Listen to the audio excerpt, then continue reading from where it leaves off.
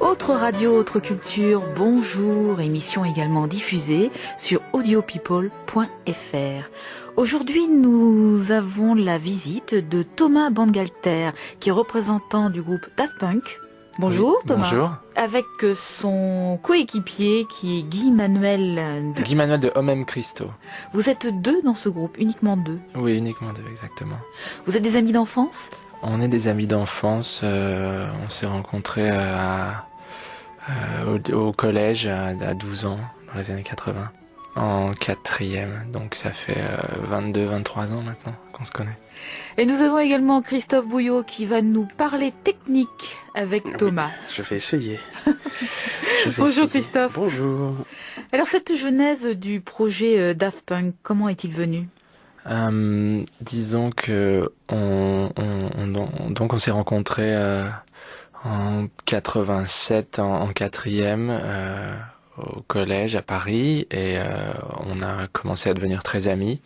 Et plusieurs années plus tard, peut-être plus vers 17-18 ans, on a essayé de faire un groupe de rock comme tous les lycéens, ou comme beaucoup de lycéens ont essayé de le faire peut-être.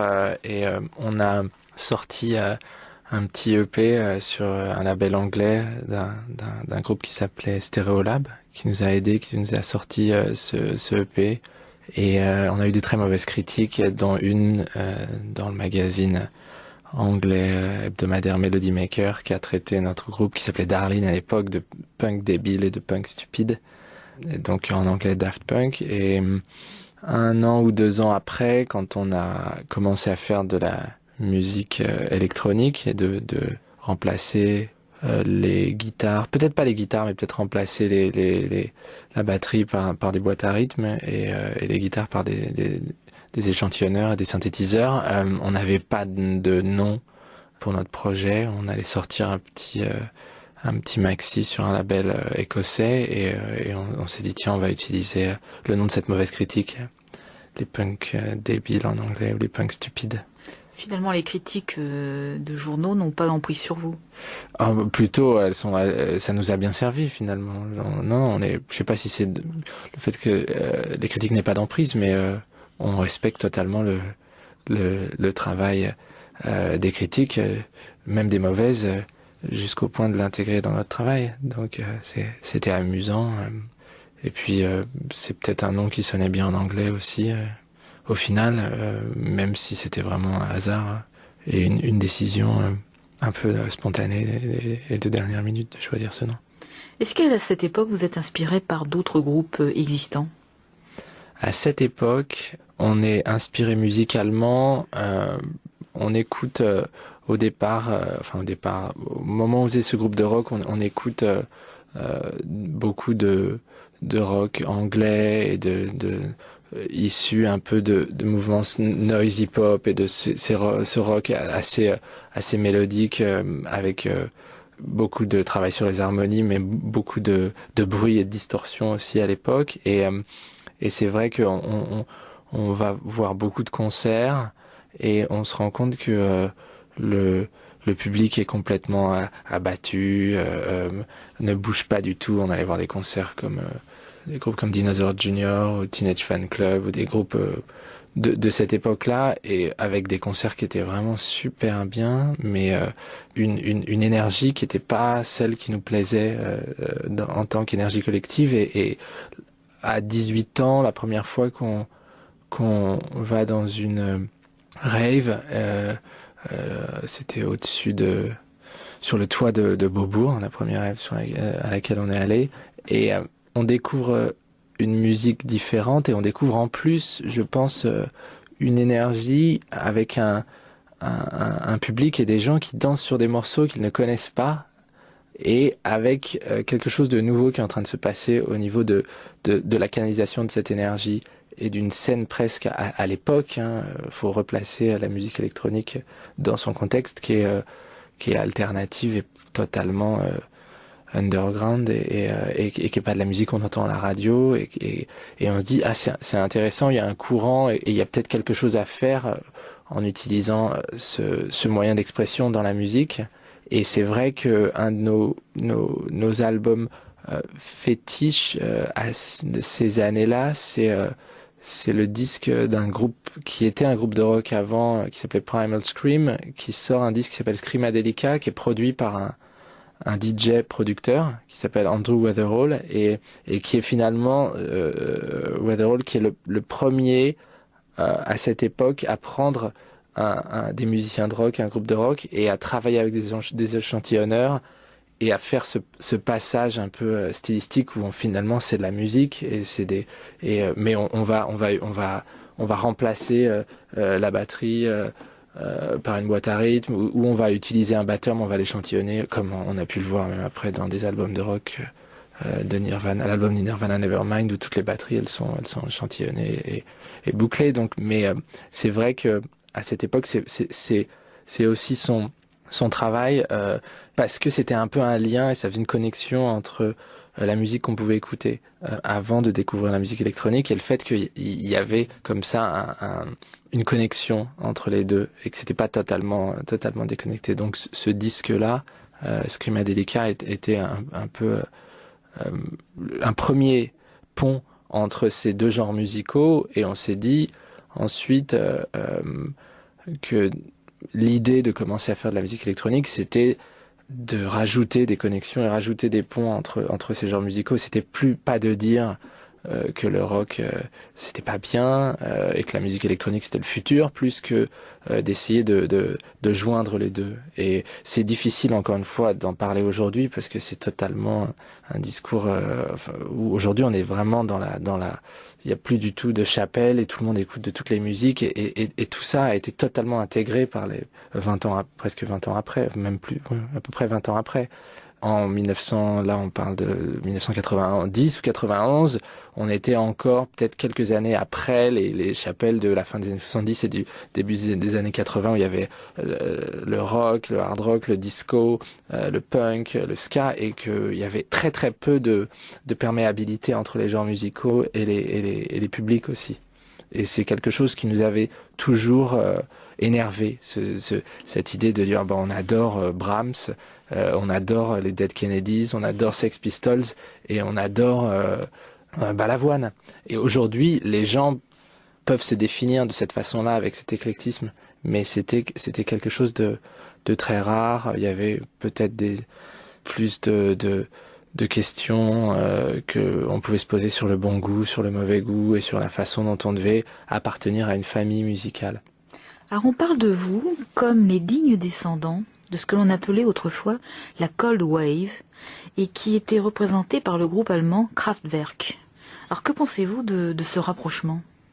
La Cold Wave, je sais pas. Kraftwerk, disons que on peut être très honoré d'être comparé à des descendants de Kraftwerk, mais je pense peut-être qu'on partage avec Kraftwerk l'idée d'un projet musical, audiovisuel, esthétique et global et assez conceptuel en même temps, tout en étant accessible et de la pop musique aussi. Donc avec une vraie construction d'un univers esthétique, musical et visuel et graphique qui emprunte ou qui s'inspire de tout un collage d'idées préexistantes, mais où la combinaison en fait un projet pas narratif, mais vraiment avec la création d'un micro-univers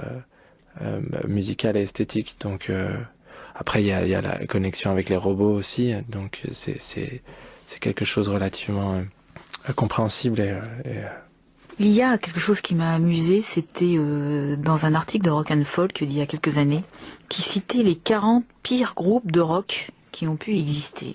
Vous avez lu cet article ?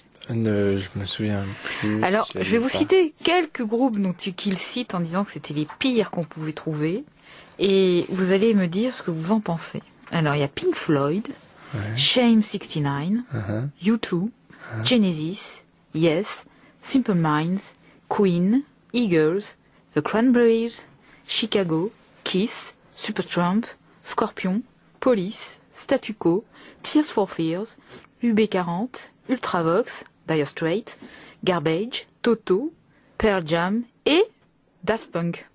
Bon, on est très honoré d'être dans une bonne liste, dans une liste comme ça. On en revient vraiment à cette idée de dichotomie entre le bon goût et le mauvais goût. Et ça, c'est vrai que je pense que c'est une liste qui est évidemment, quoique à la rigueur, ils auraient pu. Ça m'étonne presque que Pink Floyd soit dessus parce il y a beaucoup de gens qui font la différence entre les premiers albums de Pink Floyd avant le départ de Syd Barrett et qui sont vraiment considérés comme des albums très importants de rock, mais le reste, c'est vrai que c'est une liste où il y a comme ça une aura douteuse de est-ce que c'est vraiment du bon goût, et c'est souvent des groupes qui ont finalement eu beaucoup de reconnaissance à un moment de leur carrière avec comme ça cette idée ou ce cliché du sell-out en anglais, qui est les groupes qui signent un peu un pacte avec le diable pour devenir connus et qui commenceraient à faire de la mauvaise musique ou de la musique plus facile ou plus accessible délibérément. Mais on est très content d'être dans cette liste, bien sûr. Parce que c'est quand même les grands groupes qui existent, qui ont existé et qu'on célèbre même maintenant. Enfin, Oh, il y en a d'autres, hein. Mais c'est vrai que c'est des groupes. Mais c'est pas craché aussi sur ce qui a pu exister dans les années 80 ou 70. Parce qu'à cette époque-là, on se posait pas la question si ils étaient là, on les écoutait et on en tirait un bonheur certain. Oui, mais c'est. Je pense que c'est des groupes. En fait, c'est normal hein, pour peut-être une publication comme Rock and Folk, c'est des groupes de rock qui sont souvent devenus des groupes de pop. Et il y a toujours eu cette. Mais bon, ça c'est vraiment une question qui intéresse beaucoup plus peut-être les critiques que les auditeurs aussi, ou que les lecteurs, de se dire voilà quelle est la différence entre vraiment le rock et la pop. Ou, tout ça c'est des étiquettes et c'est vrai au final. Ce qui est important, c'est la musique, les émotions qu'elle peut procurer, et puis le rapport qu'on peut avoir avec. Justement, votre groupe, on peut pas on peut pas lui donner une étiquette particulière, finalement. Ah bah, on lui donne l'étiquette. Nous, on n'apprécie pas vraiment, ou on passe pas vraiment de temps à essayer de le mettre dans une case, mais les critiques et les journalistes peuvent tout à fait lui mettre l'étiquette qui veulent. C'est quelque chose de peut-être plus compliqué. C'est principalement de la musique électronique peut-être, ou ou de la musique assistée par ordinateur, parce qu'il y a une vraie, et c'est peut-être ce qu'on retrouve aussi avec Radwerk, comme on en parlait. Je pense qu'on a la spécificité de notre musique et de notre travail, c'est qu'il y a une vraie interaction entre la musique et la technologie en fait. Où la technologie et la technique est d'une certaine façon membre du groupe à part entière et presque un membre invisible, mais il y a cette idée d'apprivoiser la technologie et des nouvelles technologies aussi, mais finalement ça a toujours été le cas souvent dans l'histoire de l'art, la recherche des créateurs avec les nouvelles techniques, ou qu'est-ce qui était possible de faire. Contrairement au rock finalement, ou qui est d'une certaine façon une forme de musique assez traditionnelle, mais comme presque folklorique en fait, où on se dit voilà, dans les années 50 on invente une formation avec 2 guitares électriques, une basse et une batterie, et ça reste du folklore pendant 50 ou 60 ans, et ça le devient avec comme des formations de musique ancestrale comme ça, avec des violons ou une fanfare ou des choses comme ça. Et à côté de ça, il y a toujours eu un travail aussi de certains artistes sans jugement de valeur. Hein. C'est vraiment un autre type de travail où on essaye avec la technologie, ou à l'époque la technique, ou même avant les outils, de voir qu'est-ce qu'on peut faire, quel outil on peut utiliser, comment on peut avancer beaucoup plus dans je dirais pas dans le progrès, mais dans une idée d'une interaction avec ces outils et cette technologie, Et à côté, on peut avoir comme ça ce folklore qui se pose pas ces questions-là et qui a bien raison de pas se les poser. Et c'est presque finalement une vocation différente, je pense. Sur Internet, on peut regarder une vidéo où l'on vous voit en train de mixer un morceau lors d'une soirée à Los Angeles. Alors, vous avez l'air très inspiré, très concentré, et je me posais la question sur la part d'improvisation dans les concerts. Y en a-t-il une ? Ça dépend des concerts et des projets sur lesquels on a travaillé. Je dirais que l'improvisation, elle peut être.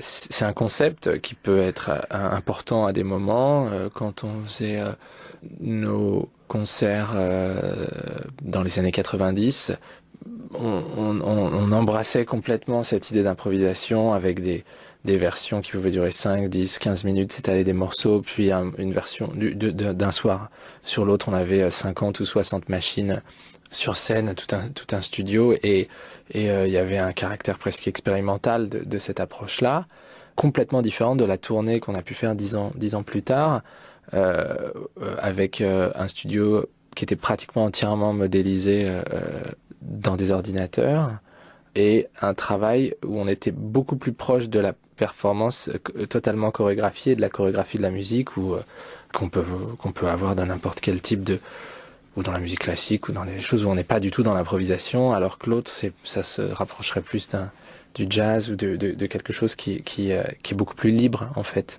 Et en fait, les deux concepts, ou celui de la chorégraphie millimétrée, en essayant de recréer tous les soirs la même chose, ou celui de l'improvisation, sont valides et sont valables en fonction du spectacle ou du projet sur lequel on travaille.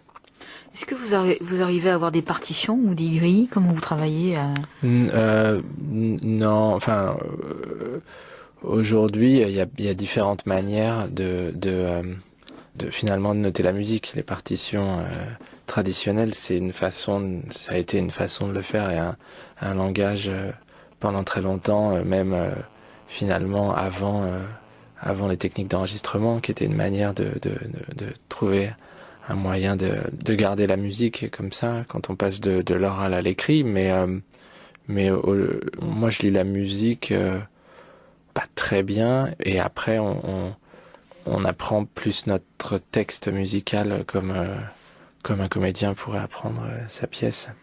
Alors, la particularité du groupe est d'être toujours masqué, ou plutôt casqué, suivant ce qu'on appelle un concept dit d'invisibilité. À quoi cela tient ? Ça, c'est difficile de répondre, mais je pense que spontanément, on avait une attitude assez radicale quand on a commencé le groupe, et quand on a eu l'occasion de pouvoir sortir un disque sur une maison de disques qui le distribuerait dans la grande distribution, et avec une certaine promotion à l'époque, et l'idée de jouer conceptuellement avec l'idée avec l'anonymat, et on n'était pas du tout les premiers à le faire, et pas les derniers, mais dans cette idée-là, elle est au départ une idée pratique, une idée presque idéologique, mais encore une fois, il s'agit jamais de dire voilà le star system c'est nul. En fait, l'anonymat, c'est le règne de l'anonymat qui est important. Nous, on essaye à chaque fois d'élargir une pensée plus que de remplacer la pensée précédente par une nouvelle. Donc, c'est vraiment dans la coexistence de toutes les formes de présentation artistique qu'on revendiquait, en fait. Et c'est vrai que cette idée, c'est de se dire voilà, on peut créer des choses aujourd'hui sans forcément suivre les règles, et les règles de promotion, les règles de présentation, et les normes selon lesquelles on devient un visage sur un produit, et on peut créer des choses différentes. Et finalement, peut-être même plus que le concept de l'anonymat, c'est ensuite le concept de la création, voilà, de personnages qui sont entre la fiction et la réalité, et d'un univers esthétique et d'un mystère autour de ça qui finalement devient plus peut-être plus intéressant sûrement plus intéressant que faire les choses à visage découvert en fait. Est-ce que vous avez un physique quand même assez premier de la classe, look un peu scientifique, directeur de recherche? Ouais, alors mon physique a changé beaucoup. Ça fait 20 ans qu'on fait ça, donc on évolue, ouais. Bien sûr, très bien. Mais je pense que il y avait peut-être 2-3 raisons pour lesquelles on a commencé à se présenter, à faire des choses comme ça. Aujourd'hui, il y en a des centaines de raisons, donc on pourrait faire une liste et de bonnes raisons, je pense. Après, ce qui était intéressant, c'était la validation par le public de cette démarche, en fait, et qui peut devenir effectivement à un moment un peu idéologique dans l'idéologie et de l'esthétique artistique. Il ne s'agit pas de politique, mais de dire voilà, les gens peuvent se reconnaître dans cette idée qui va un peu à l'encontre de la mouvance d'une reconnaissance physique recherchée par tout le monde ou une reconnaissance physique soi-disant recherchée par tout le monde, véhiculée par les médias, comme on peut le voir maintenant encore plus qu'il y a 20 ans finalement, où chacun cherche son quart d'heure de célébrité, et souvent on a pu le chercher nous aussi, mais souvent on le relie forcément à une reconnaissance physique. Pour aujourd'hui, assez superficielle et superflue finalement. Alors on dit de vous également que vous êtes une des rares vedettes internationales à pouvoir aller à la Fnac sans se faire reconnaître. Sans aucun jugement de valeur, c'est peut-être que ou à prendre le métro après c'est la définition de vedette sur laquelle il faut se pencher, mais c'est vrai que oui, et finalement on en est très content, mais c'est peut-être cette normalisation et ce formatage, c'est peut-être un peu triste, parce que on peut vouloir à un moment donné une reconnaissance ou sur son travail, ou peut-être des fois sur soi-même, une reconnaissance physique par rapport à des choses de la petite enfance ou qu'on a envie de prouver, etc. Mais la célébrité coupe vraiment les gens de la vie, et ça c'est quelque chose qui est relativement un cliché, mais c'est vrai, et on a l'impression que et c'est pas forcément un prix à payer non plus. On peut tout à fait se organiser sa vie et les choses différemment. Mais bon, je pense qu'il commence à. C'est aussi un discours aujourd'hui qui est relativement accepté. C'est vrai que la première fois, il y a 15 ans, quand on a dit à notre maison de disques, voilà, on va pas se montrer, on va mettre des masques ou se cacher pour des photos de presse, ils nous ont dit mais c'est impossible de faire ça aujourd'hui. N'importe quelle rédaction est presque habituée, de la même façon que bon, il y a plus beaucoup de vidéoclips, mais à l'époque il y en avait encore. On a fait partie des premières clips vidéo sans l'artiste lui-même dans le clip. Aujourd'hui, c'est quelque chose qui est totalement commun et difficile à imaginer autrement. Est-ce que ce fait d'être anonyme, ça vous a permis d'aller vous frotter un peu au public? Je pense à un truc après un concert, à vous changer vite fait, à aller à la sortie d'une salle un peu anonymement, puisque bon, peut-être que les fans, ils avaient accès, bien peut-être sûr, pas trop à l'époque, parce qu'il n'y avait pas encore YouTube, mais on se frotte à la vie, et je pense qu'on a des vies. On vit certes énormément de choses exceptionnelles, mais on a des vies quotidiennes beaucoup plus normales et beaucoup plus similaires à celles de notre public que les vies des artistes qui peuvent avoir une célébrité équivalente à la nôtre, mais qui seraient attachés à une reconnaissance physique. Et la chose la plus intéressante finalement, c'est l'absence d'indicateur d'un statut dans la vie quotidienne. C'est-à-dire qu'on n'est pas dans une configuration, ni une starification, ni même dans la mémorisation quotidienne permanente du statut, de notre statut, de notre travail, de ce qu'on fait. Et ça nous permet vraiment de redémarrer à zéro ou d'oublier qu'est-ce qu'on fait et qui on est, et de pas avoir la boulangère pour nous le rappeler, ou la pharmacienne ou quelqu'un dans la rue pour nous le rappeler. Et ça, c'est quelque chose de très agréable. Pourtant, on a l'impression, quand on entend certaines critiques, que vous êtes arrivé à un niveau vraiment de star. Alors j'en parle parce qu'il y a Tom Riley qui est le pont d'Activision qui parle de vous et qui dit en ces termes, ils sont célèbres pour être extrêmement sélectifs quant aux projets dans lesquels ils s'impliquent et le fait de travailler est une véritable opportunité.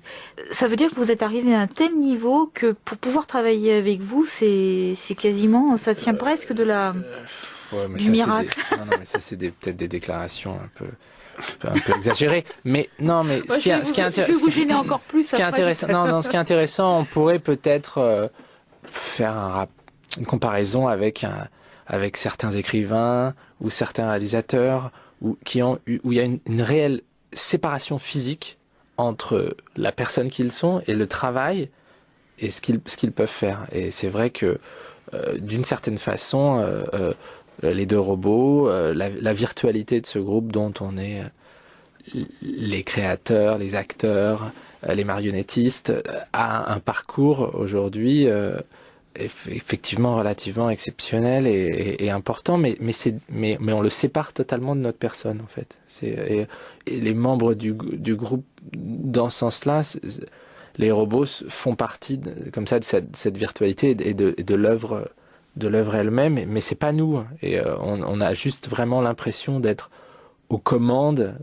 On fait souvent le rapport finalement avec le magicien d'Oz, où on a ce petit bonhomme dans la cabine qui touche et il y a comme ça ce focus sur le magicien d'Oz. Quand on a fait nos tournées, la dernière tournée, qu'il y a 50 ou 60 000 personnes devant la pyramide de lumière avec deux robots, nous on est juste les comme le petit bonhomme qui actionne comme ça ces manettes et effectivement on a cette liberté, on a ce contrôle-là et il y a une vraie différence entre aujourd'hui l'importance le travail qu'on a pu faire peut avoir pour une partie de la population dans le monde, des jeunes, et ce que ça peut représenter, et notre personne, où effectivement on fait les choses anonymes, où il y a une réelle virtualité dans la relation effectivement qu'on peut avoir avec notre public, et elle est presque... Il y a une vraie abstraction, et dans ce sens-là, on n'arrive pas vraiment à l'appréhender, et on pourrait nous comparer à un auteur. Il y en a qui veulent pas se faire prendre en photo, qui sont pas reclus dans leur solitude, plus que reclus dans leur vie quotidienne normale, avec leurs amis, leurs voisins, et qui se mettent pas sur le devant de la scène. Vous parliez d'auteurs et autres. Moi, je pensais à David Weber, qui a écrit des ouvrages de science-fiction de Honor Harrington, qui crée un monde excessivement évolué et excessivement précis dans la science-fiction. Je me suis posé la question, vous, en tant que groupe, est-ce que la musique que vous faites actuellement, c'est ce que vous imaginiez au niveau de la musique du futur quand vous aviez 13-14 ans? Non, je pense que on a toujours vécu beaucoup dans le présent et on vit dans le présent, donc c'est vrai qu'on n'a pas vraiment eu de réflexion sur le futur et sur la science-fiction, à part l'idée de aujourd'hui de se dire voilà, on est dans la science-fiction, ou on est dans le futur déjà, et le futur c'est pas dans 5 ans ou c'est pas dans 10 ans, c'est maintenant. Mais il y a 20 ans on se posait pas cette question-là. Mais c'est vrai que pour revenir au concert qu'on a fait il y a 2 ans et 3 ans, d'être comme ça, de faire des spectacles dans le désert avec une pyramide de lumière et des dizaines de milliers de gens autour et des robots dessus et pas des humains justement, mais c'est presque comme on est presque dans un film de science-fiction ou dans un jeu de rôle comme ça où le public sont les acteurs eux-mêmes d'une sorte de cérémonial futuriste et technologique, mais qui peut avoir lieu aujourd'hui et qui est chorégraphié de la même façon que n'importe quel cérémonial peut l'avoir été. Donc il y a cette idée de jouer avec les concepts de science-fiction qu'on peut avoir aujourd'hui, mais finalement aujourd'hui on prend son téléphone portable tactile et on le regarde, on est aussi dans la science-fiction comme ça. Et c'est vrai que encore plus encore plus loin que ce qu'on pouvait imaginer il y a 20 ans ou 30 ans peut-être. Mais on se posait pas vraiment la question à 13 ans, je pense. On est relativement beaucoup plus dans le présent et dans l'imagination et la création de qu'est-ce qu'on peut faire aujourd'hui plutôt que qu'est-ce qu'on va faire dans 5 ans ou dans 10 ans. Ça reste une inconnue qu'on n'a pas vraiment envie de mettre en avant.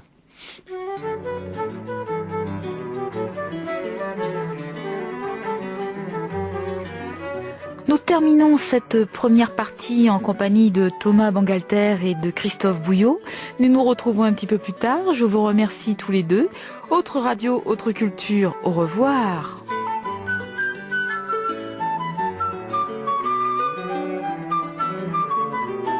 Autre radio, autre culture.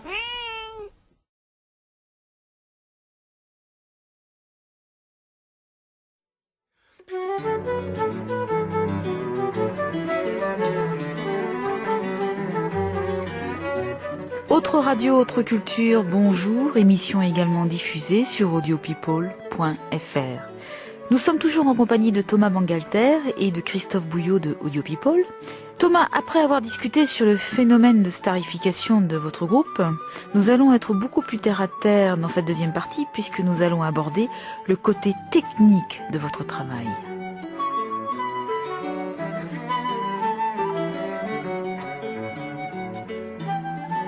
Toujours dans les critiques, on dit qu'en ce début de 3e millénaire, il y a 2 albums qui prédominent. C'est Discovery de Daft Punk et le Kid A de Radiohead. Qu'est-ce que vous ressentez à l'écoute de ceci ? À l'écoute de quoi de ces... Justement, de savoir que vous êtes un des albums qui prédominent en ce début du 3e millénaire. On est très flatté, mais bon, on ne prend pas vraiment les critiques avec beaucoup d'importance. Après... c'est un peu, encore une fois, à chaque fois on trouve que c'est un peu exagéré parce qu'il y a il y a sans doute... Alors, ils prédominent pourquoi ? Pour leur inventivité, leur science et leur précision. Alors, c'est vrai que c'est compliqué le regard qu'on peut avoir sur Discovery. C'est de loin le disque qui a nécessité le plus de travail, le plus de temps et le plus de précision qu'on ait pu faire à un moment... où la musique était dans un état aussi différent, où on a pu faire une œuvre audiovisuelle, l'attacher avec un dessin animé, de faire tous les morceaux en clip, enfin dépenser énormément d'argent aussi autour de ça, et c'est un peu notre Cléopâtre Discovery dans cette idée-là au niveau du disque.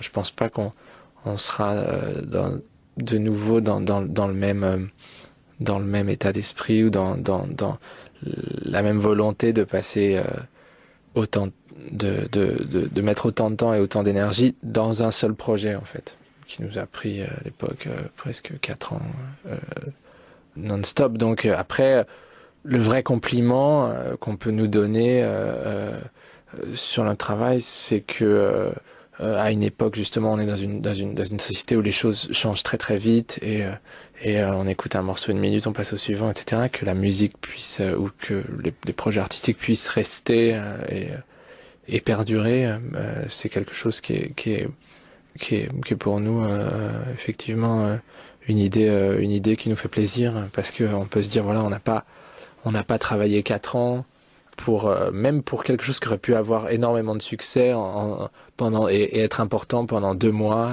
pour la planète entière, plus que de durer peut-être au moins 4 ans aussi pour les gens. Qu'est-ce qui dit qu'un groupe ne peut exister, n'est véritablement célèbre, n'arrive à la starification que s'il dure plus de 30 ans?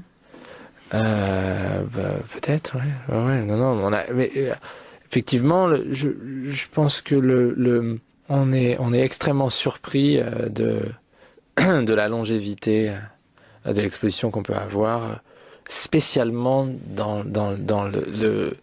le monde musical et dans lequel on se situe, qui est beaucoup lié au phénomène de mode et au changement et à des choses et à la nouveauté. Et c'est vrai que d'avoir l'opportunité et la chance de pouvoir continuer et de faire ce qu'on fait depuis ça va faire 17 ans, 18 ans maintenant, on n'avait pas du tout prévu et c'est une vraie très très bonne surprise qu'on n'arrive pas vraiment à expliquer non plus.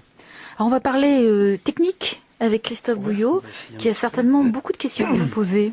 Ah, Christophe. Pour revenir sur ce que disait Thomas juste avant, peut-être que justement le phénomène Daft Punk dure parce que vous avez une légitimité que vous avez acquise autrement que par du marketing ou par du matraquage publicitaire. Certes, tu nous disais, ça fait 18 ans que vous traînez dans un style musical, mais je sais pas en quelle année était sorti le premier disque. Il est sorti, le premier disque est sorti en 94, donc ça va faire 16 ans. 16 ça ans, va faire donc 16 ans. On pensait 2-3 ans avant, vous avez tourné peut-être à faire tu nous parlais de rave ou des trucs comme ça, peut-être que vous avez fait pas mal de soirées, non, pas trop. Non, on a écouté, je sais pas. Mais bon, on a été, pour revenir aux critiques, dès la sortie de notre premier album, ça va faire 13 ans, on a tout de suite été blacklisté comme la mort de la techno underground qui signe avec le diable, les maisons les majors, etc. Et pour ensuite que les idées changent et que on se dise le premier album c'était le vrai l'acte fondateur de la techno, de la French Touch, etc. Donc mais ça pourrait être une des raisons, mais je sais pas laquelle en fait. Peut-être il y a cette idée d'essayer de se renouveler et d'avoir des nouvelles idées et de se surprendre et donc de surprendre le public aussi et sans une volonté d'une exposition permanente non plus, ou effectivement je pense que l'anonymat il joue pour beaucoup. L'anonymat et puis le fait de disparaître entre les projets. On est relativement on prend le temps de faire les choses et on est relativement économe dans nos apparitions, et c'est vrai que les gens se retrouvent finalement à l'interaction avec le public, elle se fait de façon peut-être plus intéressante parce qu'ils sont peut-être moins sollicités aussi, et quand on est moins sollicité, on a envie d'aller voir les choses un peu plus et aussi des fois quand on parle moins, il y a ça des fois dans les familles aussi, celui qui parle moins mais quand il parle tout le monde l'écoute. Ouais. Faut savoir rester à sa place des fois et l'ouvrir quand il faut. Même d'un point de vue créatif, hein, donc il s'agissait pas que... Bien sûr.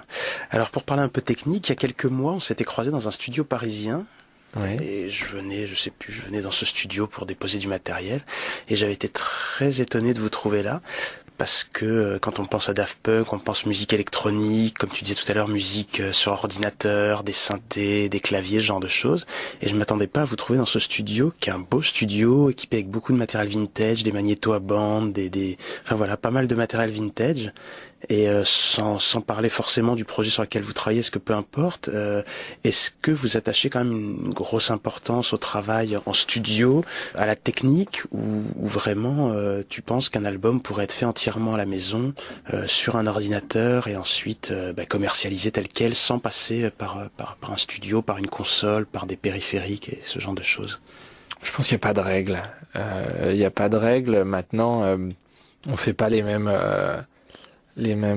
dessins avec du fusain ou avec des aquarelles de la même façon qu'il n'y a pas de règle. Ce serait une erreur de penser que l'ordinateur remplace les périphériques vintage ou des choses comme ça, mais ou peut remplacer de façon équivalente. Maintenant, je pense totalement effectivement qu'on peut faire de la musique aujourd'hui encore plus qu'avant, juste avec un ordinateur à la maison. Ce sera pas la même musique que celle qu'on peut faire en studio aussi. Et après, il n'y a pas de jugement de valeur, mais c'est vrai que l'acoustique et le son, c'est vraiment à la fois beaucoup de perceptions subjectives, et donc tout le monde peut réagir différemment.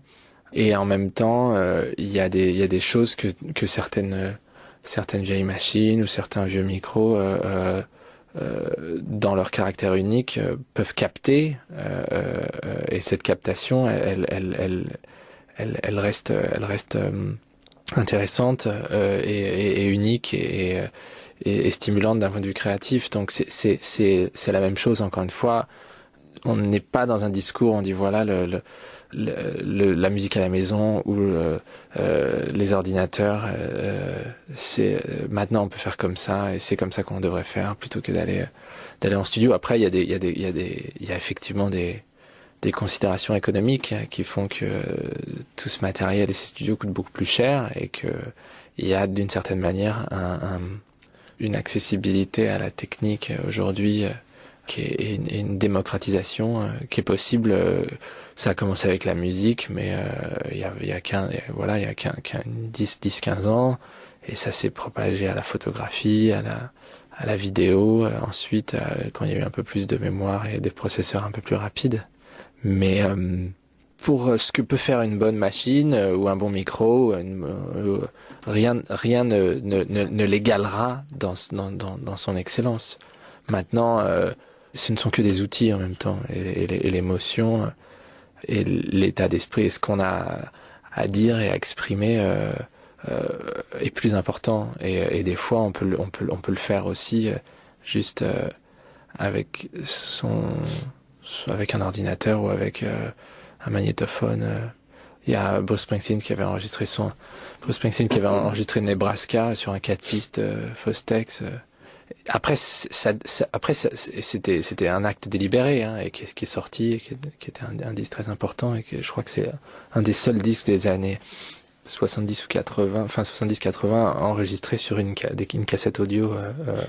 Et ça reste Bruce Springsteen, et c'est sans doute plus exaltant et plus que beaucoup de disques de chanteurs X ou Y enregistrés dans un super studio avec des super micros et des super amplis, etc. Donc le travail qui nous intéresse, en tout cas en studio et avec des vieilles machines aussi, c'est le fait que, et là on peut vraiment peut-être faire une différence, c'est le rapport entre l'ère numérique dans laquelle on est aujourd'hui, où dans la numérisation, il n'y a pas de dégradation d'une certaine façon ou de déformation du signal, et l'analogique, où d'une certaine façon, mais c'est valable aussi pour la photo, l'argentique, où d'une certaine façon, il y a dans le processus de la captation des artefacts et un processus de dégradation du signal, de texture, de bruit, qui a permis, même comme dans le développement, une alchimie d'une étape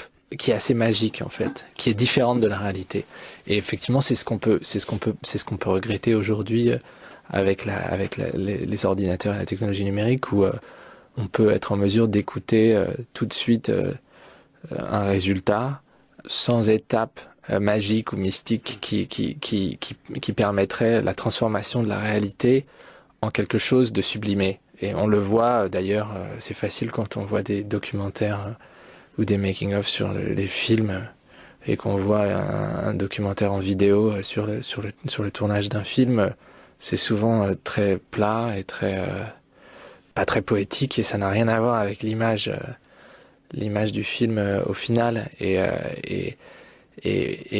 avec cette image un peu de caméscope ou d'équipe de télé comme ça. Et le problème aujourd'hui, c'est que beaucoup des outils qui permettent de faire de la musique chez soi sont plus du côté de cette équipe télé qui viendrait faire un reportage d'un point de vue esthétique, hein, plutôt que de la version cinémascope du film. Donc il y a des idées, des choses à faire techniquement, même sur son ordinateur, ou de simulation, ou de dégradation, pour arriver à retransformer la réalité et à créer quelque chose de différent avec.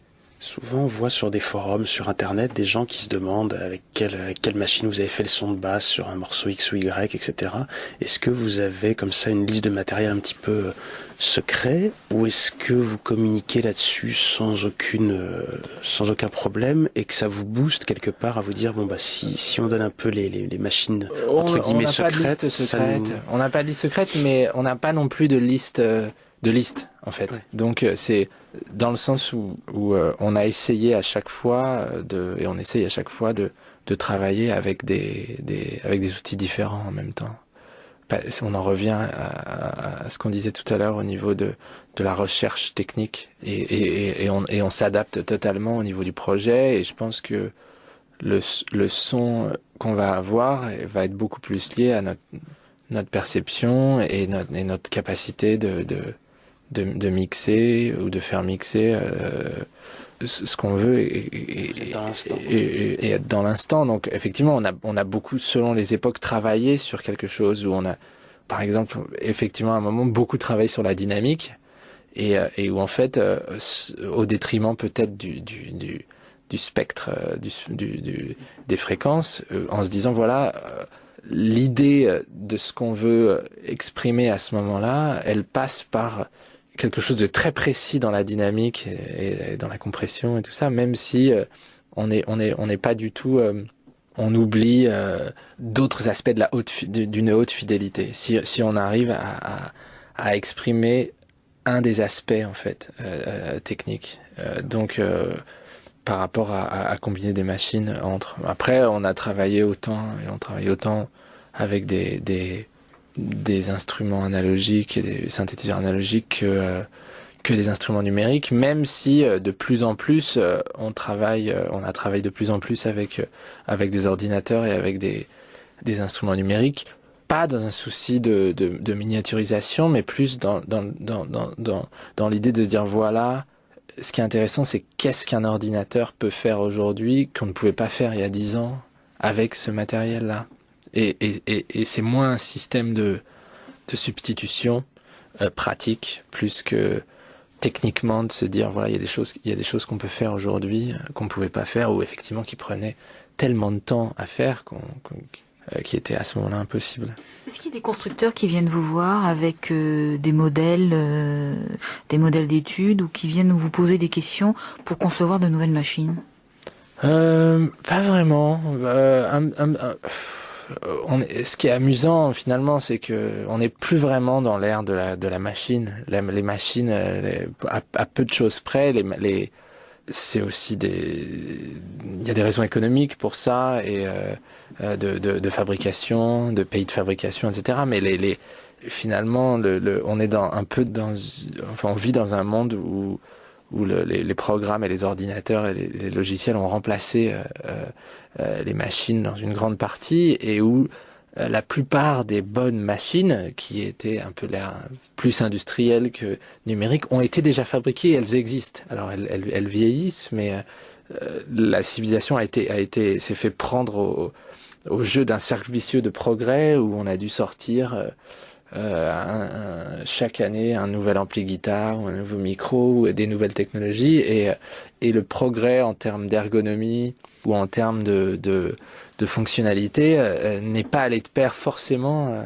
avec en termes d'acoustique, mais c'est aussi des machines avec des fois des composants qui n'existent plus, parce que les machines ont toujours été faites aussi avec des composants électriques ou électroniques qui étaient utilisés dans d'autres secteurs d'industrie. On fabrique pas tout, et dans une grande part, ces composants sont totalement obsolètes aujourd'hui parce qu'ils ont été remplacés par des microprocesseurs pour la plupart. Donc on peut être dans un rétrofuturisme un peu comme ça, fétichiste, de dire voilà, on va travailler qu'avec des machines anciennes, ou on va essayer de travailler avec des machines anciennes, ou on combine effectivement des fois les choses en combinant la puissance des superprocesseurs d'aujourd'hui avec les imperfections et le charme de certaines machines. J'ai un exemple, mais c'est un truc plus personnel au niveau de la photo.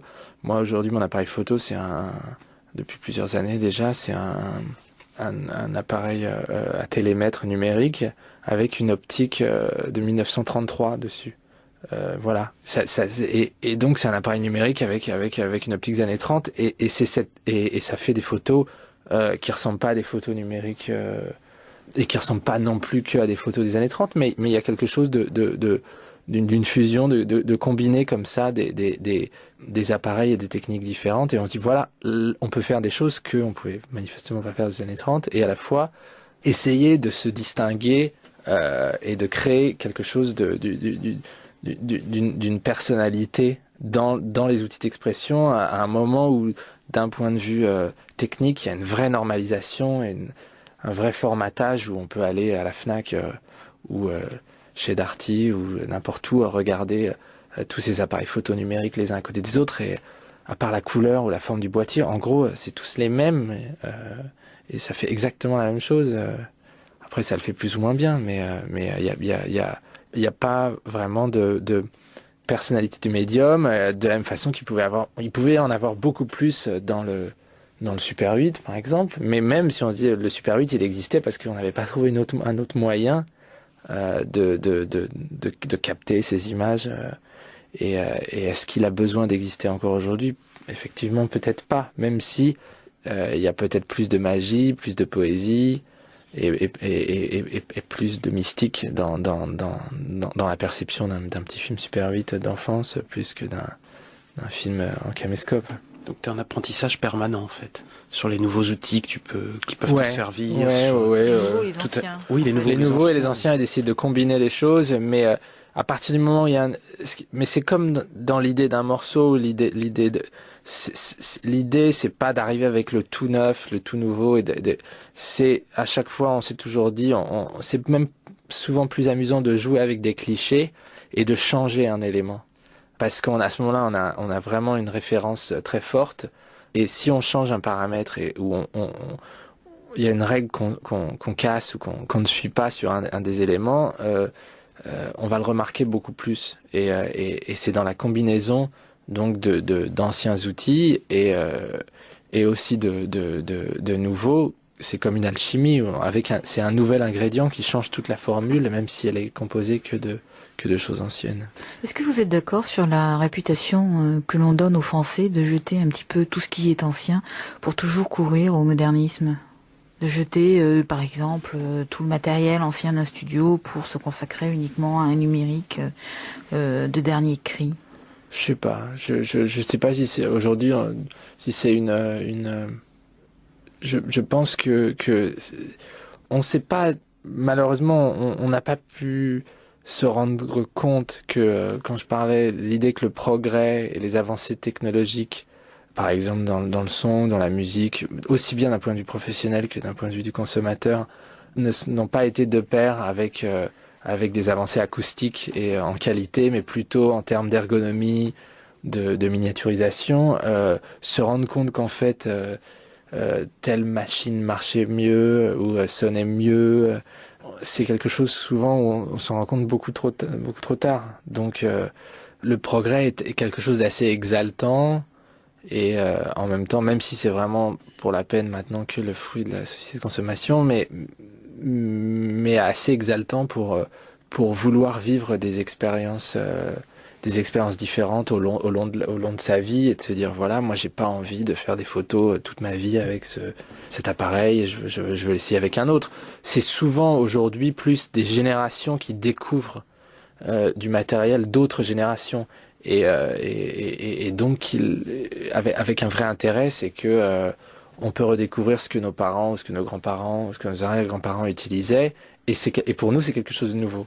Et peut-être plus que pour eux. Donc aujourd'hui peut-être les gens jettent moins et ils vendent sur eBay des trucs, mais c'est vrai qu'on peut, voilà, après le progrès que peut amener Internet, nous on a trouvé des outils dans cette grande brocante mondiale sur Internet qu'on n'aurait pas pu trouver du tout parce qu'il y avait ou peu d'exemplaires ou parce que on n'aurait pas pu être en contact directement avec les gens qui les vendaient.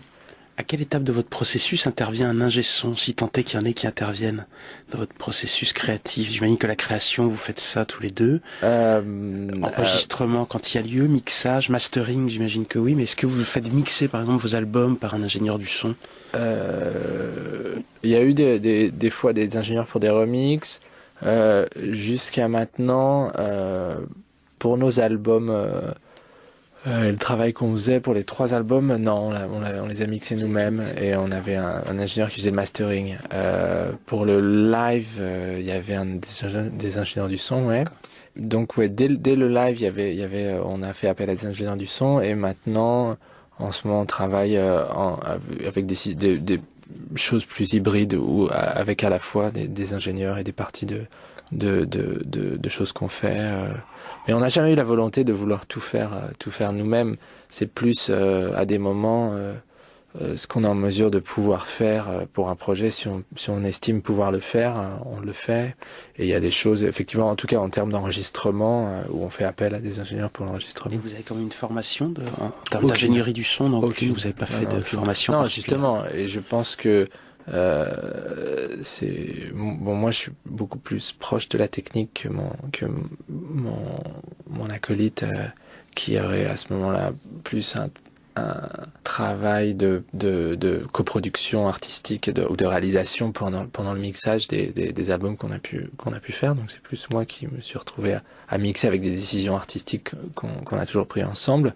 Mais je pense vraiment que le son de nos disques, de nos albums est la résultante directe de mon inexpérience en termes de règles d'ingénieur du son et donc d'une traduction ou d'une spontanéité et avec toutes les erreurs que ça peut entraîner pendant. D'accord. Donc d'une certaine façon on est dans une totale impossibilité d'aborder le travail d'un ingénieur du son de façon conventionnelle ou de pouvoir faire ce que ferait un ingénieur du son conventionnel. Mais de la même façon... C'est ce qui fait aussi la richesse du... C'est ce qui peut faire la richesse et aussi d'une certaine façon les limites ou la personnalité en tout cas de ce qu'on a pu faire. Plus de questions, Christophe? Ça pour l'instant, ça va. On va terminer là. Alors, je voulais dire en conclusion que l'on parle de vous, que l'on parle du groupe Daft Punk et qu'on le cite de cette manière. C'est l'intransigeance et l'attitude du punk, le goût à la fête du disco, la métronomie et mélancolie de la new wave et la grandiloquence du soft rock. Ça, c'est... ça peut...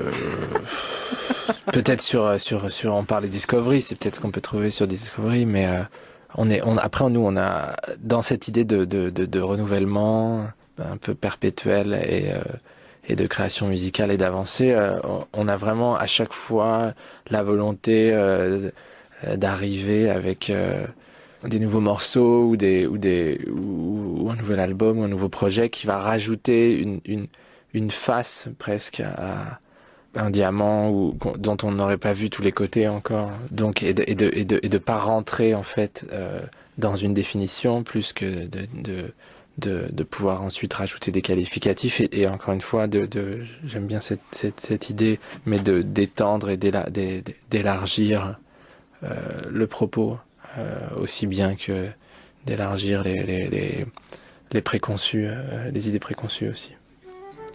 Très bien, voilà. Thomas. Merci beaucoup d'être venu. Merci beaucoup. Merci Christophe. Avec plaisir. Ici, Autre Radio, Autre Culture. Au revoir. Au revoir.